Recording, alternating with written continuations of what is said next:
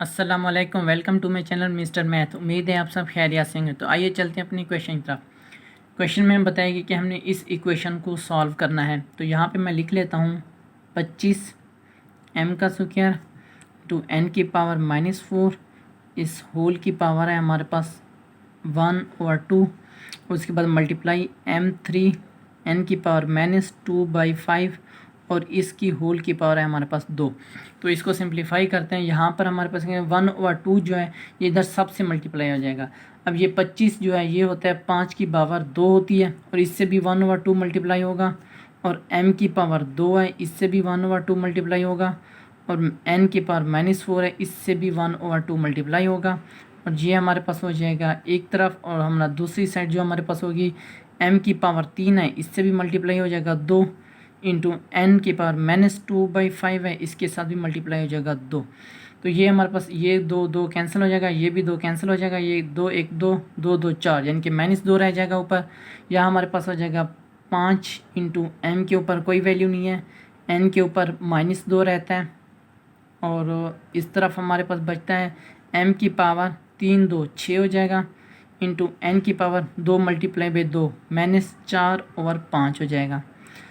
तो अब मैं आपको मैथमेटिक्स का एक रूल बताऊं। जब हमारे पास सेम बेस मल्टीप्लाई हो रहे हों तो उनकी पावर्स जो हमारे पास हैं वो जमा हो जाते हैं। अब देखो यहाँ पे x और x दोनों सेम बेस हैं तो इनकी पावर्स हमारे पास जमा हो जाएगी, 2 जमा 1 हो जाएगा इस तरह से।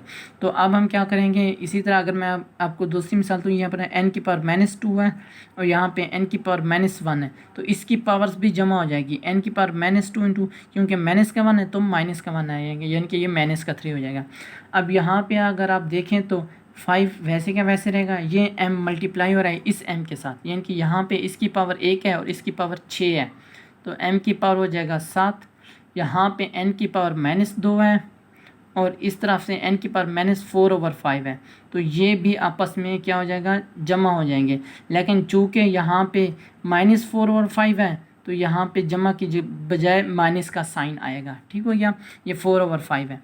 अब यहाँ पे मैं यहाँ पे क्लियर लिख दूँ 7 इंटू n की पावर -2 इंटू -4/5 है। ठीक, अब हमने इसको सॉल्व करना है, यानी कि -2 -4/5 कितना आएगा। तो यहाँ पे हमारे पास एलसीएम आ जाएगा 5, ये -2 मल्टीप्लाई होंगे 5 का 5 2 10 हो जाएगा, ये -4 हो जाएगा, ये हमारे पास हो जाएगा -14/5, यानी कि यहाँ हमारे पास हो जाएगा 5 इंटू m की पावर 7 इंटू n की पावर -14/5। ये हमारा राइट आंसर है। कौन सा ऑप्शन हमारा ठीक है, 5m की पावर 7 n की -14/5, तो ऑप्शन डी हमारे पास राइट ऑप्शन है।